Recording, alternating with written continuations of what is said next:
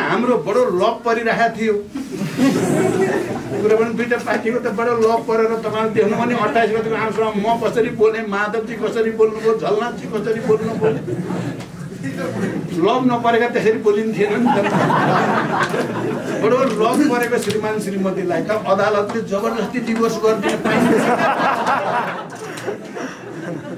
Love परिरहेकालाई त divorce गर्न त यो त प्राकृतिक रूपले पनि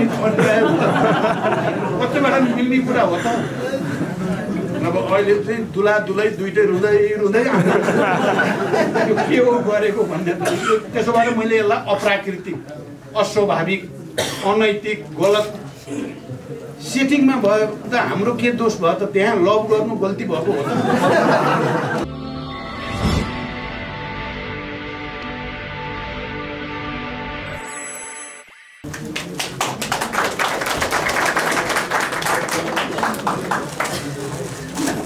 धन्यवाद उद्घोषक कमरेडलाई कर्णाली सम्पर्क समितिको यो प्रशिक्षण भेलाका अध्यक्ष कमरेड सम्पर्क समन्वय सम्बन्धित सबै पदाधिकारी कमरेडहरू हाम्रो गौरवशाली पार्टीको स्थायी समितिका सदस्य कमरेड शक्तिबहादुर बस्नेत र सबै केन्द्रीय समितिका सहयोगता कमरेडहरू र यो भेला प्रशिक्षणमा उपस्थित कर्णाली प्रदेशसँग सम्बन्धित सम्पूर्ण कमरेडहरू पत्रकार मित्रहरू सबभन्दा पहिला त म यो भेला प्रशिक्षणको सफलताको कामना गर्दछु म भन्दा पहिला बोल्ने कमरेडहरूले धेरै महत्त्वपूर्ण कुरा यहाँ प्रस्तुत गर्नुभएको छ संक्षिप्तमा भए पनि सारगर्भित रूपमा अहिलेको हाम्रो स्थिति हाम्रो पार्टीको दायित्व के छ भन्ने बारेमा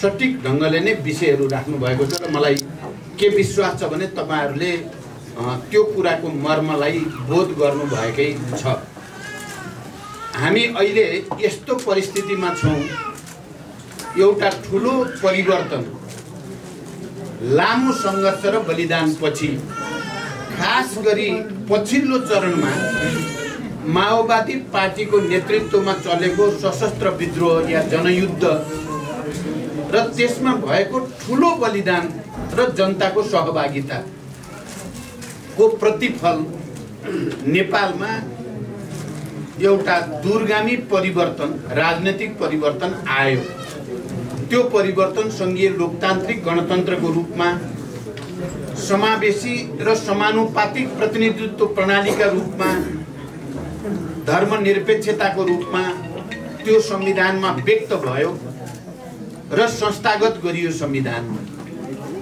इतिहासमा सबै ठूला क्रान्तिहरू पछि क्रान्तिबाट विस्थापित भएको वर्ग समुदाय भनौं राज्य सञ्चालनमा सयौं वर्षदेखि आफ्नो वर्चस्व कायम राखेको तबका पहिला त श्रमजीवीहरू गाउँघर या तल टोलमा बस्ने सामान्य मान्छेहरूले विरोध गर्दैमा तिनीहरूले विद्रोह गर्दैमा आफ्नो राज्य सत्ता नै चाहिँ मिल्काइन्छ राजमुकुटै मिल्काइन्छ भन्ने सपनामा पनि सोच्दैनन् उनीहरूलाई विश्वास हुँदैन जनताप्रति जनताले त्यति ठूलो काम गर्न सक्छन् भन्ने नै उनीहरूलाई लाग्दैन उनीहरूको आफ्नो वर्ग चरित्रको कारणले उनीहरूका बाबुबाजे बराजुको पालादेखि राज्य चलाउँदै आएको राजा महाराजा भएको हुनाले उनीहरूले जनतालाई बडो हेपेर सोच्ने गर्छन् तर जब जनता विद्रोहमा आउँछन् क्रान्तिमा आउँछन् जस्तोसुकै त्याग गर्न तपस्या गर्न बलिदान गर्न पनि तयार हुन्छन् त्यहाँ उनीहरूले सोचेको विपरीत राज्य सत्ताहरू उलटफेर हुन्छन् दुनियाँमा यस्तै हुँदै आएको छ दास विद्रोहदेखि किसान विद्रोहदेखि मजदुर विद्रोहसम्म यस्तै हुँदै नै मानव जातिको समाजको विकास हुँदै आएको छ यो एउटा तथ्य हो भने अर्को तथ्य के हो भने नपत्याएका मान्छेहरूले लडेर क्रान्ति गर्छन् क्रान्ति गरिसकेपछि अनि उनीहरू झस्याङ्ग हुन्छन् अरे के पुरानो वर्गका मान्छे हो हाम्रो त उल्टी हो त राजमुकुट त गयो, आफ्नो वैभव गयो भनेपछि झल्यास सपनाबाट बिउज्या जस्तो हुन्छन् अरे। र अनि उनीहरू अब फेरि त्यो पहिला गुमेको सत्ता, गुमेको वैभव, त्यो गुमेको सबै चिज प्राप्त गर्नको लागि पहिलेको भन्दा 10 गुणा बढी शक्तिको साथ लाग्छन् अरे। यो चाहिँ मार्क्सवादीहरूले अझ लेनिनले सबभन्दा राम्रोसँग भन्ने गर्नुहुन्थ्यो। फेरि उल्ट्याउनतिर लाग्छन्, फेरि पहिलाकै सत्ता कायम गर्ने, फेरि पहिलाकै प्रणाली, पहिलाकै सिस्टम बनाउनेतिर लाग्छन्। अहिले नेपालमा पनि हामीले 10 वर्षको जनयुद्ध मार्फत अनि राजनीतिक दलहरूसँग समझदारी गरेर 19 दिनको ऐतिहासिक जनआन्दोलन मार्फत र विगतका थुप्रै सशस्त्र र शान्तिपूर्ण आन्दोलनको यो फलसहित हामीले परिवर्तन ल्यायौँ। उनीहरूले नपत्याएको परिवर्तन हामीले ल्यायौँ। संविधान पढ्यो भने धेरै अधिकार जनतालाई त्यहाँ दिइएको छ। देशका सबै उत्पीडित वर्ग, मजदुर किसानदेखि सबै उत्पीडित जाति समुदाय लिङ्ग सबैका लागि संविधानमा मौलिक अधिकार र अन्य थुप्रै अधिकारहरू त्यहाँ व्याख्या गरिएको छ। र संविधानलाई के भनिएको छ भने यो समाजवाद उन्मुख संविधान भनिएको छ। अबको राज्य समाजवाद उन्मुख हुनेछ भन्ने कुरा सानो कुरा भनेको होइन। त्यसकारण यो यति ठुलो परिवर्तन र यति ठुलो घोषणा जो भयो त्यो माओवादी युद्धका कारणले, मुख्य रूपमा माओवादी विद्रोहमा जनताको बलिदानका कारणले मुख्य रूपमा भयो। म कमरेडलाई यसको लामो व्याख्या गर्न त अहिले सम्भव देख्दिनँ। म खालि के चाहिँ स्मरण गराउन चाहन्छु भने यसरी यति ठुलो परिवर्तन ल्याउने तागतलाई त्यसका विरोधीले पनि स्वीकार्नु पर्ने बाध्यता भयो क्या नेपालमा। उनीहरूले माओवादी आन्दोलनलाई दमन गरेरै गाउँघरका गरिबहरू, गाउँ बस्ती भिरपाखा भने विकट इलाकामा बस्ने मानिसहरूको विद्रोहलाई राज्य सत्ताको प्रयोग गरेर दमनद्वारा नै त्यसलाई कत्लेआम गर्ने, त्यसलाई ध्वस्त पार्ने सोचेका थिए। त्यस्तो भएन, त्यस्तो भएन। बरु त्यो एकपछि अर्को सफलतातिर अगाडि बढ्दै गयो। गएपछि स्थिति के भयो, जसले यो आन्दोलन दबाउने भनेका हुन् तिनीहरूले यो आन्दोलनका माग हामी स्वीकार्छौँ भन्ने ठाउँमा आएपछि सम्झौता भयो। एउटा कुरा म कमरेडलाई अलिकति विशेष रूपले ध्यान दिन आग्रह गर्न चाहन्छु। सङ्घीयता त्यति बेलाको मूलधारका भनेका न पार्टी न राजा महाराजा कसैको एजेन्डा हो। गणतन्त्र न त्यति बेलाका कुनै मूलधारमा भनिएका पार्टी न राजा महाराजाकै एजेन्डा थियो, हुन सक्थ्यो। त्यो पनि होइन। धर्मनिरपेक्षता पनि होइन। समावेशी समानुपातिक सबै दलितहरूको पनि प्रतिनिधित्व हुनै पर्ने, महिलाको प्रतिनिधित्व हुनै पर्ने, मुस्लिमको हुनै पर्ने, थारूको हुनै पर्ने, आदिवासी जनजाति हुनै पर्ने, मधेसी हुनै पर्ने भन्ने संविधानको कल्पना पनि कसैले गरेको होइन। तर आन्दोलनको हुरी बतास आइसकेपछि, आँधी आइसकेपछि सबैले के गरे भने हामी मान्छौँ, हामी संविधान सभा पनि मान्छौँ, हामी सङ्घीय लोकतान्त्रिक गणतन्त्र पनि मान्छौँ, हामी धर्मनिरपेक्षता पनि मान्छौँ, हामी समावेशी समानुपातिक मान्छौँ भने विचार गर्नु होला। सबैले मान्छौँ भनेपछि हामीले पनि सम्झौता गर्ने हो। हामी एक्लै लडेको लडे कति लड्ने, त्यो पनि फेरि राष्ट्रिय परिस्थिति हेर्न पर्यो, अन्तर्राष्ट्रिय परिस्थिति हेर्न पर्यो, सबै हेर्न पर्यो। एक्लै लडेर जित्न पनि अझ धेरै नै मूल्य चुकाउनु पर्ने जस्तो स्थिति देखेपछि र हाम्रो मुद्दालाई हाम्रा विपक्षले पनि मानेपछि त कम्प्रोमाइज गर्नु नै बुद्धिमानी हुन्थ्यो नि त। हामीले कम्प्रोमाइज गऱ्यौँ। कुरा बुझ्नुभयो त? हामीले कम्प्रोमाइज त्यो बिन्दुमा आएर गऱ्यौँ। सबैले माने। हुन त मानिसहरूले भन्ने पनि गर्थे। संविधान बनाउने बेलामा हुने बहसमा नेताहरूले, कयौँ नेताहरूले भन्ने गर्थे मन त परेको होइन, तर के गर्ने, अब आयो आँधी, माओवादीको आँधी हुरी आयो, नमाने त बात्ने नबात्ने भइयो, त्यसो भएर मानेको मात्रै हो, यसो भन्थे मानिसहरूले। त्यो भन्ने मानिसहरू तपाईँहरूले चिन्नुहुन्छ। गणतन्त्र हुनै सक्दैन, संघीयता हुनै सक्दैन, समावेशिता हुनै सक्दैन नेपालमा भन्ने र त्यो प्रसिद्ध उक्तिहरू भइसके, बैलगाडावाला सिद्धान्त भन्ने भयो।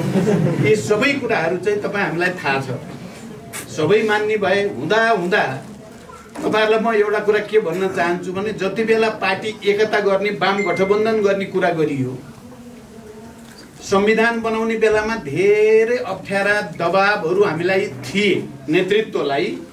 यो संविधान अहिले बन्न हुँदैन, नबनाइयोस् भन्ने कुरामा देशभित्रबाट एक थरी शक्ति, देश बाहिरबाट पनि धेरै शक्तिहरू संघीय लोकतान्त्रिक गणतन्त्रको संविधान नबनोस् भन्ने चाहना थियो। हामीले त्यसको प्रतिवाद गर्यौं। होइन, हामी त संविधान बनाउनै पर्छ। हामीले इतिहासमा जनताको अगाडि, राष्ट्रको अगाडि कबुल गरेका छौं, त्यसकारण संविधान बनाउनै पर्छ। हामीले कसैको कुरा मानेनौं। जनताको आवश्यकता र राष्ट्रको आवश्यकतालाई केन्द्रबिन्दुमा राखेर संविधान बनायौं हामीले।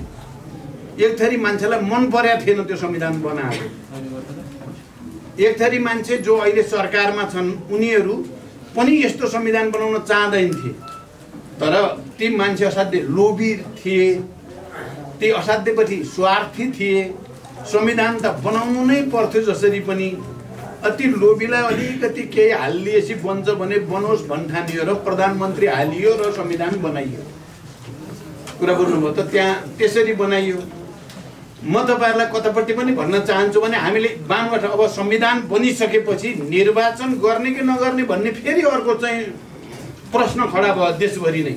एकातिर तराई मधेसमा एक खालको अवस्था बनिराखेको छ संविधानको बारेमा। देशकै राष्ट्रिय एकता के हुने हो भने जस्तो प्रश्न सबै नेपालीका मनमा उब्जिएको छ। यो राष्ट्रसँगै रहन्छ कि रहँदैन भने जस्तो। संविधान त बनेको छ, चुनाव भएन भने फेरि के हुन्छ त्यो संविधानको भविष्य भन्ने पनि थियो। त्यस्तो बेलामा हामीले फेरि अगाडि सरेर हामीले संविधान अनुसार निर्वाचनतिर देशलाई लैजाने र एउटा सहज वातावरण बनाउने पहल कदमी लियौं।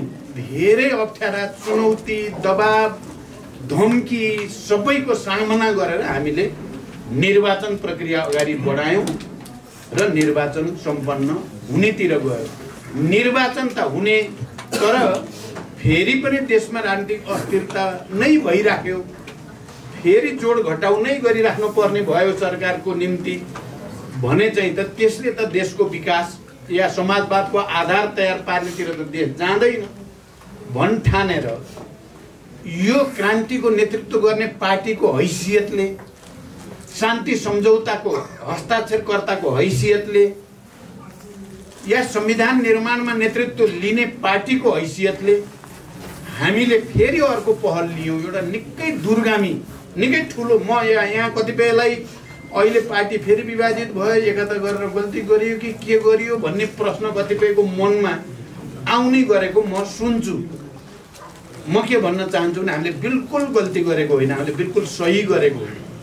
हामीले अब देशलाई समाजवादतिर लैजाने, अबको राज्य समाजवाद उन्मुख हुने भन्ने संविधान बनाएर निर्वाचन गरिसकेपछि शान्तिपूर्ण र प्रतिस्पर्धाको बाटोबाट नै समाजवादको आधार तयार पार्ने दिशा क्लियर गरिसकेपछि अब चाहिँ शान्तिपूर्ण र प्रतिस्पर्धाबाट जान्छौं भन्ने कम्युनिस्टहरू अलग अलग बस्नुको औचित्य छैन।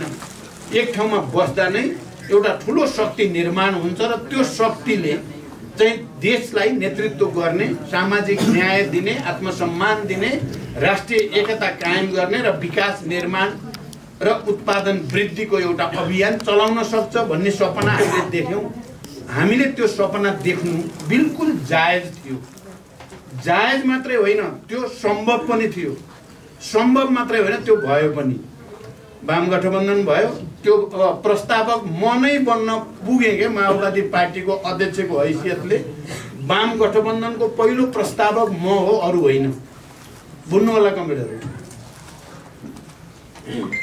अनि पार्टी एकताको प्रस्तावक पनि म माओवादी अध्यक्षको हैसियतले तपाईहरु सबैको तर्फबाट मैले नै पार्टी एकता गर्नुपर्छ अब र एउटा शक्तिशाली पार्टी बनाएर देशलाई समाजवादको आधारको दिशामा डोर्याउनु पर्छ भन्नेमा हामी पुग्यो मात्रै, भयो पनि। प्रस्तावक त पार्टीको हैसियतले अध्यक्षको हैसियतले मैले राखेँ, त्यसलाई जोरदार ढङ्गले अनुमोदन तपाईहरुले गर्नुभयो। विचार गर्नुस् है, यहाँ कोही एकजना मान्छे गर्न हुँदैन भन्ने निक्लिया थियो त्यति बेला, वाम गठबन्धन गर्न हुँदैन भनेर झण्डा उठाउने हाम्रो पार्टीमा र यो देशैमा कोही थिएन। एकाध मान्छे मनमनमा थियो भने त्यो मनको कुरा अलगै हो। त्यति मात्र होइन, पार्टी त के पूर्व एमाले के पूर्व माओवादी केन्द्र सबै नेता कार्यकर्ताहरू सर्वसम्मतले गठबन्धनको पक्षमा, सर्वसम्मतले पार्टी एकताको पक्षमा हामी पुगेको हो। त्यसकारण यो खाली सपना देखेको मात्रै होइन, यो सपना सम्भव भयो, व्यवहारिक रूप दिइयो त्यसलाई र पार्टी एकता भयो। विचार गर्नु, म भन्न अर्कै ठाउँमा खोजेको छु। यहाँ मैले कमरेडलाई के भन्न खोजिरहेको छु भने त्यसो गर्दा पार्टी एकता त गरियो, त्यो अगतेला थिए नि त ती मान्छेहरू, त्यस्ता अगतेला मान्छेसँग दक्षिणपन्थीहरूसँग चाहिँ किन त्यसो गरे भन्ने हुनसक्छ। म कमरेडलाई के भन्छु भने हामी झुकेर विचारमा, राजनीतिमा, मुद्दामा झुकेर होइन, हामीले बकाइदा सम्मानका साथ एकता गरेको हो।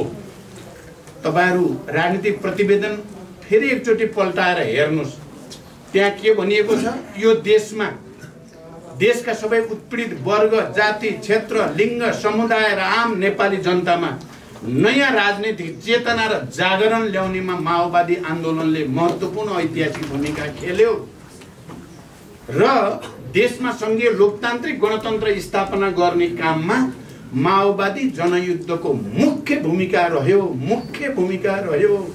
कुरा भन्नु, राजनीतिक प्रतिवेदन पल्टाएर हेर्नु होला। र यसको नेतृत्व माओवादी पार्टी र प्रचण्डले गरेको हो भन्ने कुरा प्रतिवेदन लेखिएको छ र त्यसमा केपी ओलीको हस्ताक्षर छ।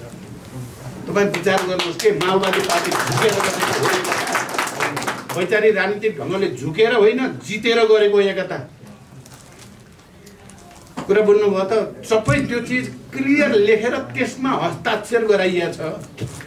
अनि संगठनात्मक रूपले या नेतृत्वको हिसाबले झुकेको हो कि भन्दा एकता गर्ने बेलामा चाहिँ हामीले बकाइदा दुईटा अध्यक्ष बराबरी हैसियतका भनिएको हो। 1 नम्बर र 2 नम्बर भनिएको होइन, त्यो माइनेट छ। र अध्यक्षता पालो पालो गर्ने, जसको अहिले अध्यक्षता गर्छ बैठकमा त्यसैको नाम 1 नम्बरमा हुने भन्ने निर्णय हो। सरकार पनि बराबरी अवधिमा पालो पालो सरकारको नेतृत्व गर्ने भनिएर गरिएको।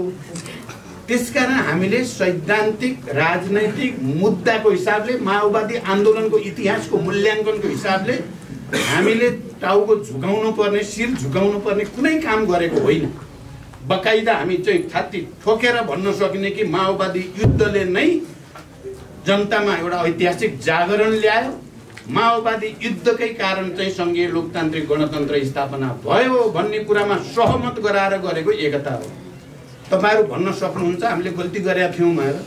हामीले बिल्कुल गल्ती गरेको होइन हो। त्यहाँ भित्र मान्छे विभिन्न खाले छन् भन्ने थाहा नपाएको होइन, तर हामीलाई के विश्वास थियो भने हामी आफूप्रतिको विश्वासको कारणले आफ्नो विचार, आफ्नो राजनीति, आफ्नो संगठन, आफ्नो विगत विरासत, हाम्रो कर्म जे गरेका थियौँ हामीले युद्धमा, त्यो कर्मका कारणले होल पार्टीको नेतृत्व लिन सकिन्छ भन्ने आत्मविश्वासको साथ एकतामा गएका थियौँ। त्यो लेखाएको सही गरेको त एउटा भयो, तर भोलि सही गरेको मानेनन् भने पनि होल पार्टीलाई लिन सकिन्छ भन्ने विश्वासले गयो। यो कुरा बुझ्नु होला। र त्यस्तै भयो पनि। तपाईहरुले कतिको सुन्नु भएको छ मलाई थाहा छैन।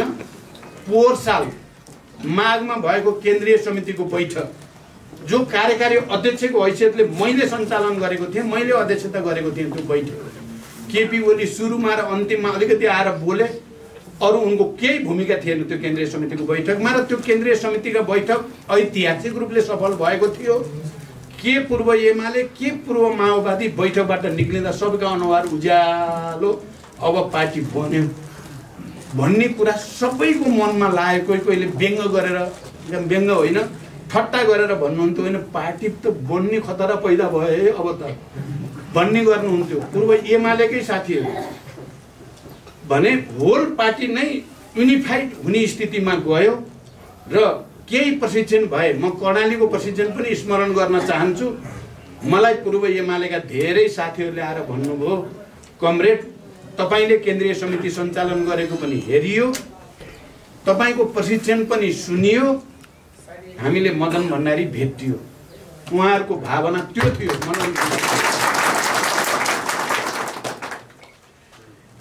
उहाँहरूले हृदयदेखि भनेको मैले बुझ्थेँ। उहाँहरूको बडी ल्याङ्ग्वेज हेर्दा यताउता सबै चाहिँबाट हेर्दा साँच्चै उहाँहरूलाई त्यो लागेको थियो। यसबाट केपी ओली लगायतका दक्षिणपन्थीहरू आतंकित भए। हानि भयो माओवादीले, लानी भयो प्रचण्डले भन्ने भएपछि देशी विदेशी प्रतिक्रियावादीसँग मिलेर अब यो प्रचण्ड र माओवादीलाई नसिद्ध्याउने हो भने त हाम्रो त भविष्य त केही पनि रहने भएन भनेपछि षड्यन्त्र सुरु भयो। एकदम बुझ्नु होला, चुरो यही हो, अरू होइन, अरू सब बकवास हो। भित्री कुरा र साँचो कुरा यही चाहिँ हो। त्यसपछि उहाँहरूले गुटबन्दी गर्नुभयो। अब चाहिँ सुरु गर्नु पर्यो भनेर सुरु गर्नुभयो। मैले राम्रो काम गरे बापत प्रहार सुरु भयो उहाँहरूबाट र पार्टीभित्र असहज वातावरण सिर्जना भयो। अध्यादेश प्रकरणहरू भए, के भएर हुँदै जाँदा अब चाहिँ यहाँसम्म आइपुग्यो। म अब दुईटा कुरा यसमा थप्न चाहन्छु। दुईटा के कुरा थप्न चाहन्छु कमरेडहरू भने, त्यति हुँदा पनि हामीले पार्टीलाई एकताबद्धै राख्यौँ। के हामी पार्टीमा कमजोर भयौँ त? केपी ओलीले तपाईँहरूले देख्नुभयो जातिवृत्ति गर्न थाले, मन परी ढङ्गले चाहिँ शासन चलाउने, भ्रष्टाचार गर्ने, बेइमानी गर्ने, जालजेल गर्ने सबै गर्न थालेपछि यिनीसँग चाहिँ हुने देखिएन। अब कुनै पनि सहमति पालन नगर्ने भएपछि हामीले उनका विरुद्ध झन्डा उठायौँ। तपाईँहरूले हेर्नुभयो 19 पृष्ठ लामो दस्तावेज मैले सचिवालयमा जो प्रस्तुत गरेँ, पछि स्थायी समितिमा प्रस्तुत गरेँ। त्यो मेरो मात्रै होइन, त्यो सचिवालयका बहुमतको हो। स्थायी समितिको 2/3 बहुमतको प्रस्ताव हो। त्यो प्रचण्डको मात्रै प्रस्ताव होइन। र त्यो केपी ओलीको गलत प्रवृत्तिका विरुद्ध एउटा ठुलो ऐतिहासिक विद्रोह हो। त्यो तपाईँहरू बुझ्नु होला र हेर्नु होला। 19 पृष्ठ पल्टाएर फेरि एकचोटि पढ्नु होला। त्यो साँच्चै विद्रोह मेरो दृष्टिमा। मैले भन्ने पनि गरेको छु। माओले एकचोटि भन्ने गर्नुभएको थियो कल्चर रिभोल्युसनको बेलामा, बम्बार्ड द बुर्जुवा हेडक्वार्टर। बुर्जुवाहरूको हेडक्वार्टरमा बम खसाउ भने बमै हान भने त होइन, ठोक भने हो नि। वैचारिक ढङ्गले ठोक चाहिँ दक्षिणपन्थीहरूलाई, संशोधनवादी प्रतिक्रियावादीहरूलाई भने हो नि। त्यो पनि त्यस्तै। त्यो कुरा केपीले नबुझे होइन। फेरि केपीले बुझ्नुभयो। फेरि त्यो कुरा उनले बुझे। म माथि अब सम्पूर्ण प्रहार भयो, मलाई ध्वस्त पार्ने कोसिस भयो भनेपछि अब उनको अगाडि उनी प्रधानमन्त्री त उनी हुन्, राष्ट्रपति त उनले जे भने त्यही गर्ने नै हुनुहुन्छ भनेपछि उनले पनि अब अन्तिम अस्त्र प्रयोग गरे। उनको अन्तिम अस्त्र के थियो भने प्रतिसभा विघटन गरिदिने, जे पर्छ भनेर विघटन गरे। अब प्रधानमन्त्री, राष्ट्रपति के अरू भित्रका बाहिरका सबको सेटिङमा गरे हो। त्यो केपीले मात्रै आफ्नो बुद्धि लिएर बर्खतले मात्रै गरेको पनि होइन। त्यो पनि तपाईँहरूले बुझ्नुभएकै होला। त्यो गरियो। त्यसपछि हामी केमा गयौँ त?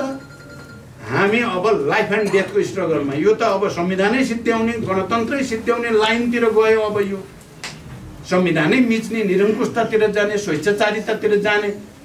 कम्युनिस्टको त कुरै छोडिदिनु, कस्तो सपना देखेको, कति राम्रो बनाउला भनेको त अब यस्तोमा पुर्याए भनेपछि हामी पनि अब फेरि अर्को विद्रोह। तपाईँले हेर्नुभयो भने पुस 5 पछि हामीले जे सुरु गरियो, फेरि अर्को आन्दोलन सुरु गरियो हामीले। र माघ 28 गतेसम्मको तपाईँहरूले चाहिँ आफै सहभागी हुनुहुन्छ। तपाईँहरूले देख्नु भएको छ, सुन्नु भएको छ। खबरदार ज्यान गए छोडिन्न भने पनि हामीले जनतालाई अपिल गर्यौँ। हामीले ल्याएको रगत बगाएर ल्याएको खोज्न खोज्दैछन् प्रतिक्रियावादीहरूले, दिँदैन। तपाईँले साथ दिनु पर्यो। जनताले साथ दियो। सुतेका नै उठेर आए, पछि हटेका कता गयो, हराए भनेका पनि सबै आए। माघ 28 गते त लाखौँको चाहिँ तपाईँको चाहिँ महासागरै उर्ल्यो नि काठमाडौँमा। कसैको हिम्मत भएन अब त्यो विघटनलाई सदर गर्न। त सजिलो कुरा थिएन। तैपनि अदालतले चाहिँ विघटन गर्ने प्रस्तावलाई बदर गरिदियो, राम्रो गर्यो। हामीले त्यसलाई स्वागतै गऱ्यौँ। म के भन्न अझै खोज्दैछु हेर्नुहोस्। अब त्यो एकता गर्नु सही थियो गलत थियो भन्दा मैले भने सही थियो र त त्यस्तो भयो भन्ने एउटा भने। अर्को म के भन्न चाहन्छु भने हामीले पार्टी एकता गर्नु बिल्कुल सही गरिया थियो। त्यसो भएर त केपी ओलीको गलत प्रवृत्तिका विरुद्ध 70% केन्द्रीय समितिको कमान्ड गरेका थियौँ नि हामीले। कुरा बुझ्नुभयो? यहाँ सोध्नु होला कि 70% माधव नेपालहरू समेत, माधव नेपाल, झलनाथ खनालदेखि लिएर तमाम लिडरसिपको साथीहरू, स्थायी समितिको 2/3, केन्द्रीय समितिको 2/3 मेजोरिटी त हामीले कमान्ड गरि नै राखेका थियौँ लास्टसम्म।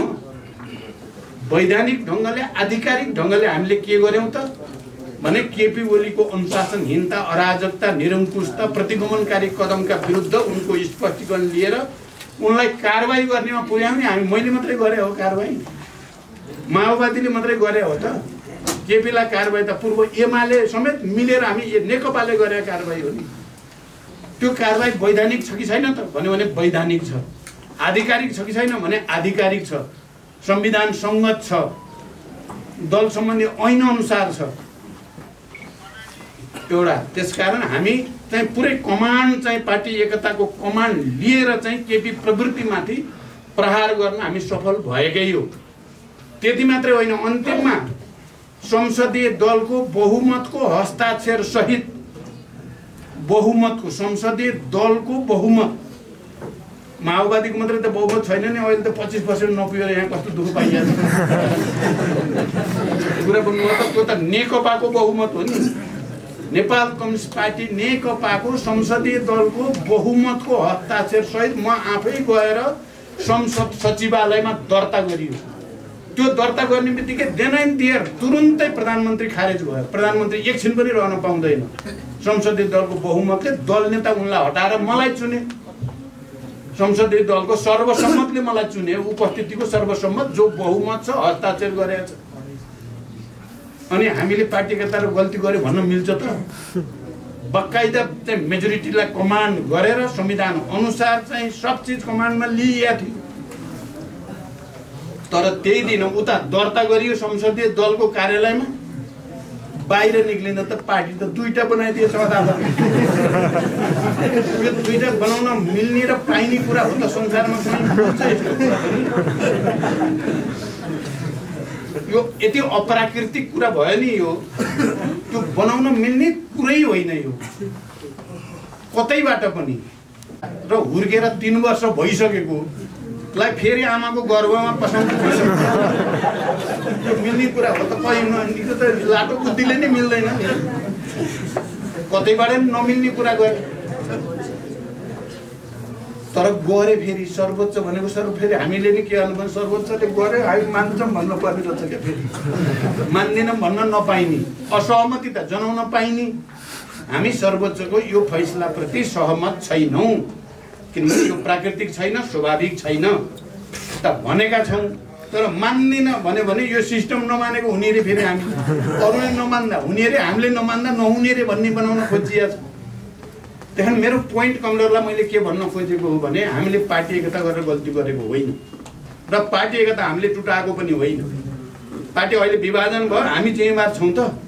हामीले त्यसको एकताको रक्षा गरेर, गलत प्रवृत्तिको विरुद्ध सङ्घर्ष गरेर, उसलाई परास्त गरेर, उसलाई निकालेर साबित गरेको हो नि त। त्यो त इतिहासमा दर्ज छ नि। कसले त्यसलाई दौड गर्न सक्छ? ल त हेरौँ कसैको हिम्मत छ त्यो ऐतिहासिक तथ्यलाई गलत साबित गर्न? अनि केपी ओली आफू सचिवालयमा, थाई समितिमा, केन्द्रीय समितिमा, संसदीय दलमा जतासुकै अल्पमतमा परेपछि प्रतिक्रान्तिकारी ताकतहरूसँग मिलेर के अप्राकृतिक सेटिङ गरेर अर्काको सहारामा, आफ्नो बल बुद्धिले होइन, कुरा बुझ्नुभयो, अरू कसैको सहारामा चाहिँ हामीलाई दुई ठाउँमा बनाइयो। त्यसकारण गल्ती गरिएको छैन है कमरेडहरू। तपाईँहरू के भयो भन्ने परेको छ भने केही नै भएको होइन। भएको हामीले शानदार ढङ्गले नेपालको इतिहासलाई, कम्युनिस्ट आन्दोलनलाई शक्तिशाली बनाएर समाजवादतिर लान खोजेकै हो, हामी गएकै हो। तर अब प्रतिक्रियावादीहरूको शक्ति, राष्ट्रिय अन्तर्राष्ट्रिय सबै लागेर हामीलाई कमजोर बनाउने षड्यन्त्र अन्तर्गत बडो अप्राकृतिक, अनैतिक तरिकाले चाहिँ अहिले हामीलाई विभाजित गरिएको छ। त्यसकारण म के भन्छु भने हामीले फेरि पनि कम्युनिस्ट आन्दोलनको एकताको झन्डा उठाइराख्नुपर्छ। हामी कम्युनिस्ट आन्दोलनको एकता नेपालमा आवश्यक छ। समाजवाद निर्माणको निम्ति विशाल कम्युनिस्ट समर्थक जनतालाई एकताबद्ध गर्न आवश्यक छ। अप्राकृतिक ढङ्गले विभाजित गरिएको पार्टीलाई पुनर्मिलन गराउन जरुरी छ। किनभने यहाँ त कस्तो भयो भने यो भएको त कस्तो भने हाम्रो बडो लप परिरहेको थियो कुरा पनि दुईटा पार्टीको त बडो लप परेर तपाईँले देख्नु भने 28 गतिको आमसभामा म कसरी बोले, माधवजी कसरी बोल्नुभयो, झलनाथजी कसरी बोल्नुभयो, लभ नपरेका त्यसरी बोलिन्थेन नि त। बडो लभ परेको श्रीमान श्रीमतीलाई त अदालतले जबरजस्ती डिभोर्स गरिदिन पाइन्छ। लभ परिराखेकालाई त डिभोर्स गर्नु त यो त प्राकृतिक रूपले पनि कतिबाट मिल्ने कुरा हो त। अब अहिले चाहिँ दुला दुलै दुइटै रुँदै रुँदै यो के हो गरेको भन्ने त त्यसो भएर मैले यसलाई अप्राकृतिक, अस्वाभाविक, अनैतिक, गलत सेटिङमा भयो त हाम्रो के दोष भयो त? त्यहाँ लभ गर्नु गल्ती भएको हो त? त्यो त होइन नि। हामीले लभ गरेर त ठिकै गरेका थियौँ, मिलाएरै लगेकै त थियौँ, शक्तिलाई कमजोर हुन त दिएका त थिएनौँ। यसरी बुझ्नु पर्यो र फेरि पनि कम्युनिस्ट आन्दोलनको एकता आवश्यक छ। उही मात्रै भन्ने कुरा आएन, अरू पनि छन् नि, अरू सबै पनि कम्युनिस्टहरू अहिले प्रतिक्रियावादीले जसरी यो संविधान मिच्न खोज्ने, गणतन्त्र मिच्न खोज्ने षड्यन्त्र भएको छ, त्यसलाई परास्त गर्न चाहने सारा कम्युनिस्ट र लोकतन्त्रवादी शक्तिहरू एक हुनुपर्छ र त्यो एकताको झण्डा हामीले नै सबभन्दा शक्तिशाली ढङ्गले उठाउनुपर्छ। हामीले गल्ती गरेका छैनौँ, हामीले गल्ती गरेको होइन। अब हामीले गऱ्यौँ भने अलिअलि के गऱ्यौँ भने अब मैले गरेको, अब म अरूलाई दोष दिन मिल्दैन। मुख्य भएपछि, अध्यक्ष भएपछि मैले लिन पर्यो। केपीले हट गरेपछि पार्टी एकता गडबड होला कि भनेर कयौँ पटक उदारतापूर्वक उनको कुरा मैले मानिदिएँ क्या। त्यो बेला मान्न नहुने रहेछ भन्ने पर्यो। त्यो अध्यक्ष आलो पालो चाहिँ उही बेला छोड्दिनँ म, यहाँ सही तिमीले यो गर्ने अनि मलाई त्यो 2 नम्बर बनाउने भन्नु पर्ने रहेछ।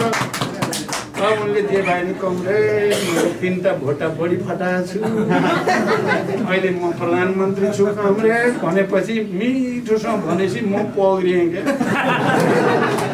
मेरो त्यही गल्ती, मेरो नियतमा गल्ती त होइन, अब यस्तो भएँ म क्या। अब के गर्ने, अब यस्तै भइदियो। त्यसो अहिले म फर्केर आएको त्यसो नगर्नु पर्ने छ। भएको सहमति जस्ताको तस्तै लागु हुनुपर्छ, नत्र मान्दिनँ भनेर भनेको भने गरेको भए सायद यस्तो हुँदैन थियो कि भन्ने मलाई पर्यो। एउटा दोस्रो, अब यस्तैलाई सहकार्य गरेर एकता गरेर अब सबै ठिक गर्ने भइयो भन्ठानेर आफ्नै सङ्गठन, आफ्नै जनतालाई बलियो बनाउनेमा जति ध्यान दिनु पर्थ्यो त्यति दिइएन, त्यहाँ चाहिँ कमजोरी भयो भन्ने लागेको छ मलाई। आफ्नै सङ्गठन र आफ्नै जनतालाई, आफ्नै शहीद परिवार, आफ्नै घाइते अपाङ्ग या बेपत्ता परिवारसँग बलियो सम्बन्ध र त्यसलाई सुदृढ गर्दै गर्दै अरूसँग खेल्ने कुरा त ठिकै रहेछ, ठिकै हुन्थ्यो। आफ्ना चाहिँ छँदै छन्ने आफ्ना भएर अलि व्यवस्था गरे जस्तो अर्काको पछि बढी लाग्दाखेरि चाहिँ दुःख पाइयो भन्ने मैलाई परेको छ अहिले। आउने दिनमा त्यसो नगर्ने भनेर मैले भित्रभित्र सङ्कल्प गरेको छु कि भित्रभित्र त्यो सङ्कल्प गरेको छु र त्यही अनुसारै तपाईँले हेर्नुभयो भने यो चाहिँ हामीलाई डिभोर्स गराइयो नि, त्यसपछि म देशभरि घुमै छु र अहिले सबभन्दा बढी प्रदेश स्तरमा भने कर्णाली प्रदेशमा नै मेरो ध्यान छ। आज तपाईँहरू यो प्रदेश सम्पर्क मेरो ध्यान चाहिँ कर्णालीतिर छ, त्यो कुनै उसको होइन। कर्णाली प्रदेश यो देशको हिजोको सत्ताले पछि पारेको, दुःख पाएको होइन, सबै मानव विकासको सूचकाङ्कमा पनि, आर्थिक विकासमा पनि पछि परेको क्षेत्र 1, 2 हाम्रो हिजोको विद्रोहको एउटा आधार इलाका कुरा भन्नुभयो चाहिँ। अब रुकुम, जाजरकोट, सल्यानदेखि लिएर डोल्पासम्म, जुम्ला, हुम्लासम्म, कालीकोट, अझ कालीकोटको त एउटा ऐतिहासिकै भूमिका चाहिँ जनयुद्धको बेलामा खेलेका जिल्लाहरू। त्यसमा हाम्रो हिजोको आन्दोलनकोमा खेलेको भूमिकाको दृष्टिकोणले पनि र चाहिँ प्रदेशको समग्र आर्थिक विकासको चाहिँ स्थितिको दृष्टिकोणले पनि र फेरि हाम्रो सङ्गठनको शक्ति तागतको हिसाबले भन्ने हो भने पनि अहिले सबभन्दा बढी तागत हाम्रो कर्णालीमै छ। त्यसो भएर हाम्रो ध्यान र मेरो ध्यान के भएको छ अहिले भने मैले के देख्छु भने कर्णाली प्रदेश चाहिँ अब हाम्रो आउने समाजवादी आन्दोलनको आधार इलाका हुने सम्भावना देखेको छु मैले र म तपाईँ कमरेडसँग यहाँ नेतृत्वको शक्ति यहाँ हुनुहुन्छ, नेतृत्वका कमरेडहरू पनि यहाँ धेरै हुनुहुन्छ कर्णालीका। मैले यो कुरा अलिक गम्भीर ढङ्गले भन्न चाहेको छु। हो, हामी देशैभरिको विकासलाई ध्यान दिन्छौँ, देशैभरि समाजवादी आन्दोलन बनाउने हो, तर सबै ठाउँमा निरपेक्ष ढङ्गले समान उस्तै भन्ने हुँदैन। हामीले हिजो जनयुद्ध सुरु गर्दा केही खास जिल्ला र खास पकेटलाई चाहिँ आधार मानेर त्यहाँबाट सुरु गरेका थियौँ र त्यसलाई विस्तार गर्दै देशभरि बनाइएको हो भने अब समाजवादको आधार निर्माण गर्ने कुरा, प्रतिक्रान्ति र प्रतिगमनका विरुद्ध लडाईँ लड्ने कुरामा पनि एउटा बलियो आधार इलाका हामीलाई चाहिन्छ। र त्यो बलियो आधार इलाका हुने अहिलेको प्रदेशको हिसाबबाट हेर्दा मैले देखेको चाहिँ कर्णाली प्रदेश नै त्यस्तो आधार इलाका हुन सक्छ र पार्टीले आफ्नो ध्यान शक्ति अलि बढी त्यो आधार इलाकामा केन्द्रित गर्नुपर्छ भन्ने मलाई लागेको छ। यो मलाई लागेको त एउटा कुरा भयो, तर म अहिले भर्खरै कर्णालीमा गएँ। मैले रुकुमदेखि सल्यानको सल्ली चौर के अरे सल्ली बजारमा जनताको भाव देख्ने रुकुममा अनि सुर्खेतमा आइसकेपछि त्यहाँ थुप्रो कार्यक्रमहरू भए।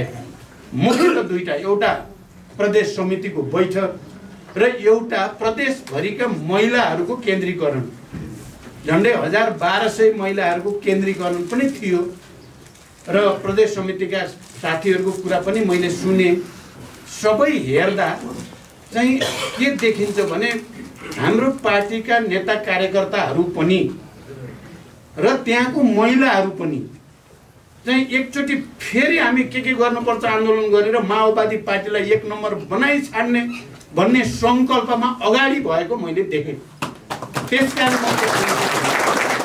सबै वस्तुगत परिस्थिति र आत्मगत परिस्थिति पनि त्यहाँ तयार छ र हामी सबैले मेहनत गरौँ। हामी सबैले 6 महिना वर्ष दिन मात्रै मेहनत गऱ्यौँ भने कर्णाली कसैले छुनै नसक्ने प्रदेश बन्छ, त्यो छुरा बन्छ, त्यो क्रान्तिकारीहरूको शानदार आधार इलाका बन्न सक्छ भन्ने मैले देखेको छु। आज तपाईँ काठमाडौँमा बस्ने कर्णालीका साथीहरूले पनि एउटा सङ्कल्प लिनुभयो भने अब चाहिँ हामी एकचोटि बल गरौँ। यहाँबाट हामीले चाहिँ सङ्गठन निर्माणमा, सङ्गठन विस्तारमा, उत्पादन निर्माणमा, आफ्नो भूगोलतिरको सङ्गठनलाई सुदृढ गर्न चाहिँ सहयोग गर्ने कुरामा आफ्नो भूमिकालाई परिभाषित गरेर योजनाबद्ध ढङ्गले तपाईँहरूले लाग्नुभयो भने मलाई लाग्छ यहाँबाट एउटा ठुलो रणनीतिक भूमिका तपाईँहरूले खेल्न सक्नुहुन्छ पार्टीलाई 1 नम्बर पार्टी बनाउनेमा। हाम्रो अहिले शक्तिजीले बिल्कुल सही भन्नुभयो, छोटो भन्दा भन्दै पनि उहाँले सही के भन्नुभयो भन्ने मलाई लागेको छ भने यो सङ्घीय लोकतान्त्रिक गणतन्त्र र यो संविधान रहँदासम्म माओवादी पार्टी कहिले अलि सानो जस्तो कहिले ठुलो जस्तो देखिन सक्छ। यो पार्टीको औचित्यमाथि प्रश्न उठ्न सक्दैन। यही पार्टी ठुलो हुने आधार छ भन्नुभयो, बिल्कुल त्यही सही हो। त्यसकारण हामी सबैले एकचोटि सङ्कल्प गर्नु छ, माओवादी पार्टीलाई 1 नम्बर पार्टी बनाइएन भने देशमाथि नै खतरा उत्पन्न हुन्छ। माओवादी पार्टी 1 नम्बर पार्टी हुनु 64 को जस्तै पार्टी भएर चाहिँ यसलाई लिएर आउनु, किनकि मुद्दा हामीसँग छ। किन केपी ओलीले पनि सही गरेकै छन् नि, सङ्घीय लोकतान्त्रिक गणतन्त्र ल्याउने माओवादीको मुख्य भूमिका हो भनेर त त्यही लिएर देखाउँदै हिँड्ने नि घर घरमा। त्यो देखाउँदै हिँड्दा त जवाब त छैन नि एमालेको केपी ओली गुटकासँग भनेकै हो। अब हाम्रा कमजोरी कहाँ भए त्यसलाई आत्मसमीक्षा गर्ने, हाम्रा मुद्दाहरू चाहिँ छन् ती मुद्दाहरूलाई दरोसँग समात्ने, हाम्रै कारणले यत्रो परिवर्तन आउने। अब यहाँ त अब चाहिँ काम गर्ने कालु बसी खाने भालु भने जस्तो भयो। जो विरोधी उसले मजाले खाएको त उसले जित्या जस्तो गर्छ। बाबा म त हैरान, हारे पनि जित्या जस्तै गर्छन् केपी त। संसद पुनर्स्थापना भएपछि त हारे भएर 1-2 दिन त अलिकति सुतेर बस्नु नि, उनी त झन् जित्या जस्तो पो भएर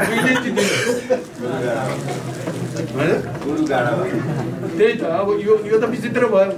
अब हामी जितारवाला योद्धाहरू क्रान्तिकारी त्यत्रो त्याग बलिदान गरेको हामी चाहिँ हारे जस्तो। हाम्रो यसो हेरेर अनुहार चाहिँ अलिकति निन्याउरो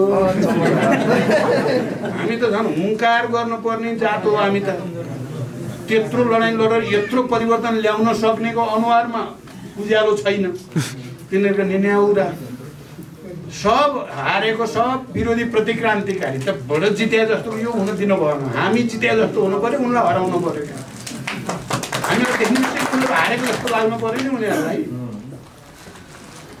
कुरा भन्नुको त त्यो हुनु पर्यो अब अहिले धेरै खेल छ फेरि धेरै खेल छ अब यसमा लाइनको कुरा के हो भन्ने कहिले कहिले कामराहरूलाई लाग्छ अरू मुद्दा त हामीसँग छँदैछन् उत्पीडित वर्गका जातिका क्षेत्र समुदाय समावेशी आदि इत्यादि तर यतिले मात्रै पुग्दैन अब हामीले हाम्रो समाजवाद कस्तो हुने यसको अर्थनीति कस्तो हुने राजनीति कस्तो हुने राज्य संरचना कस्तो हुने भन्ने कुराको जवाफ हामीले दिनुपर्छ त्यसलाई विकास गर्नुपर्छ हामीले त्यो गर्न जरुरी छ अहिले त्यो नगरी हुँदैन हामीले गर्न सक्छौं हामीले गर्नै पर्छ त्यो चाहिँ हामीले अबको उत्पादन किनभने उत्पादनको निम्ति संघर्ष वर्ग संघर्ष र वैज्ञानिक प्रयोग भनिन्छ क्या समाज विकासको नियममा वर्ग संघर्ष भनेको अहिले प्रतिगमनका विरुद्ध संघर्ष नै हो मुख्यतः प्रतिक्रान्तिका विरुद्ध संघर्ष संविधान र लोकतन्त्रमाथि प्रहार गर्ने तत्त्वहरू अहिले बडो हामीले जितेमा अब फर्काइन्छ 47 साल भन्न थालेका छन् तिनलाई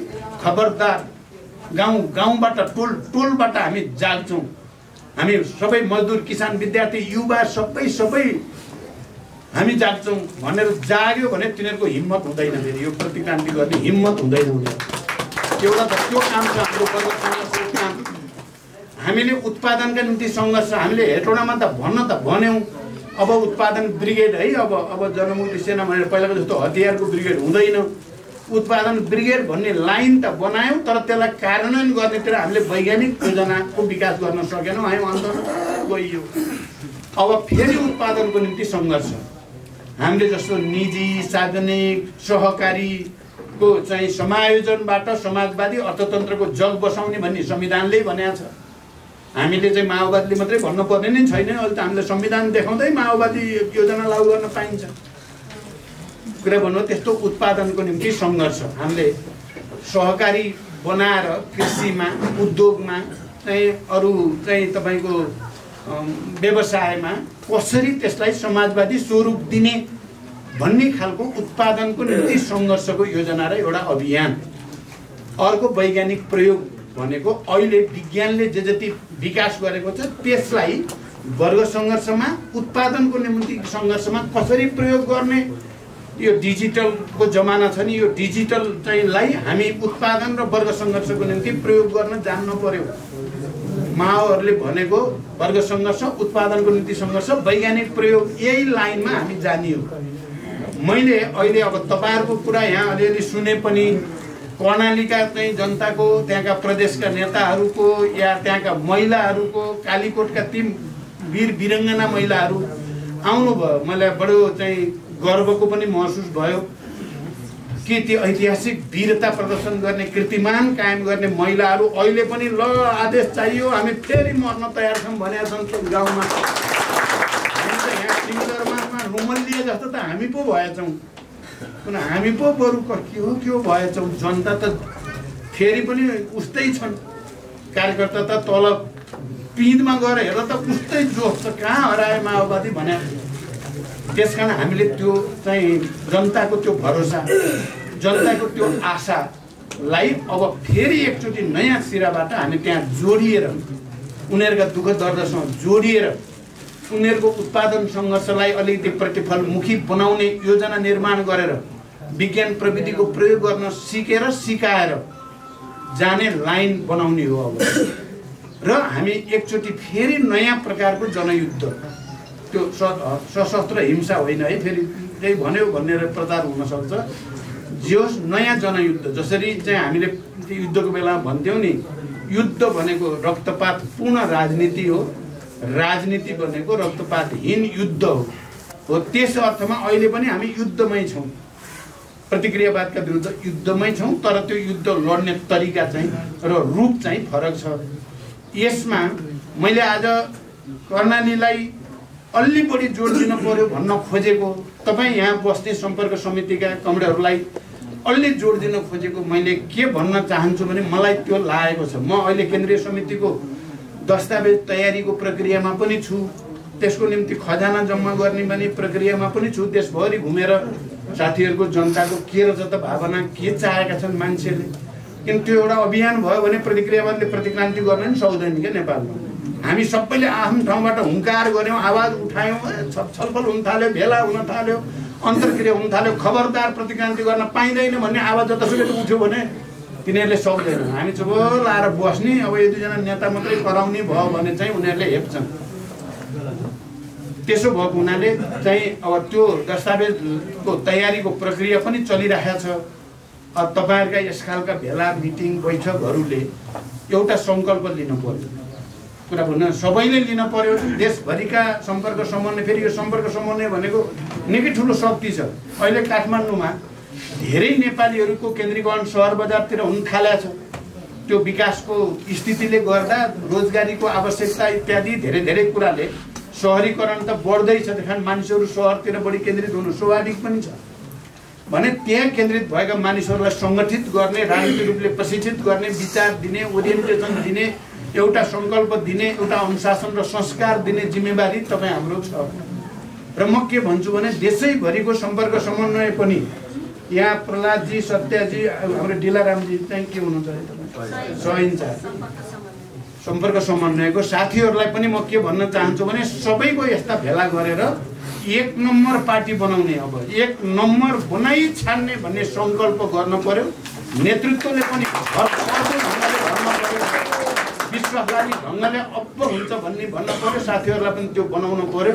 मलाई के लाग्छ भने अब प्रतिक्रान्तितिरै लगेछन् भने यो हाम्रो तयारी, सडक आन्दोलनको तयारी हुन्छ।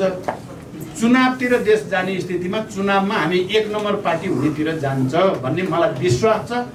खालि सङ्कल्प हामीले लिनु छ एउटा।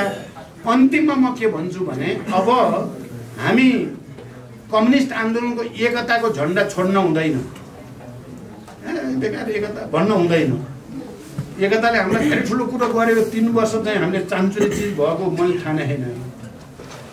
दुनियाँलाई दङ खुवाइयो नि फेरि एकचोटि, अब संसारै लाएर फुटाउनु चाहिँ हामीले त फुटा होइन नि। कारण हामीले जुटाउने झन्डा छोड्न हुँदैन, हाम्रो झन्डा एकताकै झन्डा भइराख्नुपर्छ। तर अब अहिले भर्खरै फेरि पार्टी एकता पसिने भोलि नै हुन्छ कि भएर फेरि उतापट्टि नहेर्नु होला। आफ्नै शक्तिलाई एक नम्बर बनाउने मुख्य कुरा, अनि अरूसँग एकता पनि गर्ने, त्यो पनि साथसाथै लिएर जाने कुरा बनाउनु पर्यो कि यही फेरि एकता कति बेला होला भनेर फेरि बस्ने। हामी आफ्नै खुट्टामा उभिने, आफ्नै सङ्गठन बलियो बनाउने, आफ्नै जनतासँग जोडिनेलाई एक नम्बर बनाऊ, त्यसपछि अरूसँग नि गरौँ एक। दोस्रो र मैले अहिले जस्तो हिजो मात्रै यहाँ 3 पार्टीको बैठक भयो, त्यहाँ छलफल भयो, बैठक चाहिँ राम्रो भयो। पहिलोचोटि नेपाली कङ्ग्रेस फुलेर यो केपीले त बर्बादै पार्ने भयो, सब चाहिँ प्रतिगमनै गर्ने, सत्ता कब्जा गरेर हामी सबैलाई सिद्ध्याउने भयो भनेर नेपाली कङ्ग्रेस आउनु ठुलो कुरा ठान्छ। त्यो भनेको ठुलै कुरा भयो। जसपाले पनि अब नयाँ सरकार गठन गरौँ अब भन्ने प्रस्ताव औपचारिक ढङ्गले नेपाली कङ्ग्रेस राखेपछि पहिलोचोटि प्रस्ताव राख्नुभयो, ठिक छ हामी सल्लाह गर्छौँ, 1-2 दिनभित्र नै हामी टुङ्ग्याउँछौँ भनेर जसपाले पनि भनेको छ। र मलाई लाग्छ केही दिनभित्र नयाँ सरकार गठन हुन्छ र हुनै पर्छ भन्ने लागेको छ। त्यसो भयो भने एउटा परिस्थिति हुन्छ। अर्को चाहिँ म के भनेर टुङ्ग्याउन चाहन्छु भने मोर्चा त बन्छ र बनाउनै पर्छ भन्ने लागेको छ। कुरा बुझ्नुभयो चाहिँ अब मोर्चा तपाईँको चाहिँ अब मोर्चा बनाउनेमा चाहिँ हामीहरू र नेकपा एमाले भित्रको एउटा पक्षसँग मोर्चा त बनिराखेकै छ। पार्टी नै एउटा भर्खरै म एउटा कार्यक्रममा गएँ, कर्मचारीको नेता साथी आउनु भएको थियो, उहाँले हामीले भन्दा राम्रो बोल्नुभयो उतापट्टिको भए पनि। त्यो लभ त गयो होइन नि, अर्कोले डिभोर्स गरिदिए पनि लभ त गएको छैन त्यहाँ एउटा। अर्को हाम्रो जसपाका नेताहरूसँग हाम्रो वेभलेन्थ धेरै नै मिल्छ। अहिले मात्रै मिल्यो भने उहिलेदेखि मिल्दै आएको वेभलेन्थ हो, त्यहाँ मोर्चा बन्न सक्छ। जसपासँग मोर्चा, अर्को पक्षसँग मोर्चा, र नेपाली कांग्रेससँग कम्तीमा चाहिँ सरकारमा सँगै र चुनावी तालमेल भयो भने त्यो पनि ठुलो कुरा हुन्छ। अब अहिले मोहन विक्रमजीहरुसँग हाम्रो वैद्यजीहरुसँग पनि एकता त तुरुन्तै भयो। हामीले सपना देख्न त एउटा कुरा हो, तर अहिले भइहाल्छ भनेर धेरै लोभ गर्ने र धेरै आश गर्न नि हुँदैन। तर मोर्चा चाहिँ बन्छ। मोर्चा बन्यो भने जस्तो अहिले पत्रकार महासंघको हिजो चुनाव आज रिजल्ट सबै आएकै हाल्नु, तर जोस मूलभूत रूपमा त्यसको चाहिँ मोर्चाको चाहिँ आह्वान गर्दा नि हामी नै भइयो र मूलभूत रूपमा जित्तियो देशैभरि र ओलीलाई चाहिँ चौथो नम्बरमा पुर्याइएको छ। तपाईँ हेर्नु होला, चौथोमा पुर्याइएको छ। हामीले मोर्चा राम्रोसँग बनाएर हामी त्यसमा इमान्दार भयौँ र अलि मेहनत गऱ्यौँ भने चौथो नम्बरमा पुग्ने पालो केपीको हो। त्यसपछि उसको विघटन सुरु हुन्छ। मलाई त्यही विश्वास, जोरदार ढङ्गले लाग्न पर्यो, संकल्प लिन पर्यो। यही आह्वान गर्दै म बिदा हुन्छु। धन्यवाद।